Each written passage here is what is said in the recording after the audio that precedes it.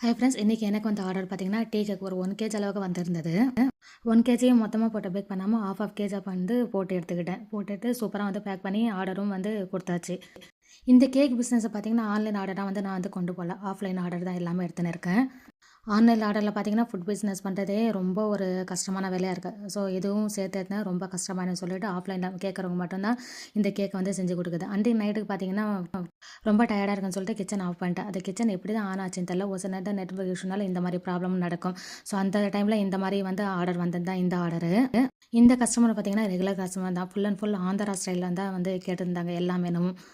ஒன்று காலையில் போடுவாங்க, அப்படி இல்லைனா ஈவினிங் டைமில் வந்து இந்த ஆர்டர்லாம் போடுவாங்க. ரெகுலர் கஸ்டமர்னால இந்த ஆர்டரை வந்து என்னால் விட முடியல. ஸோ அதனால் பார்த்தீங்கன்னா செஞ்சே கொடுத்துடலாம் சொல்லிட்டு செஞ்சு கொடுத்துட்டேன். எப்போவுமே எங்கள் சேமியா உப்புமா பார்த்தீங்கன்னா இந்த ஆந்திரா ஸ்டைலெல்லாம் செய்ய வேண்டாம்னு சொல்லிடுவேன். நார்மலாக வந்து சவுத் இந்தியன் ஸ்டைலில் வந்து செஞ்சால் போதும்னு சொல்லிடுவாங்க. அப்படி செஞ்சது தான். வீடியோ பிடிச்சிருந்தா லைக் ஒன்று கொடுத்துங்க. மறக்காம சேனல் சப்ஸ்கிரைப் பண்ணிக்கோங்க.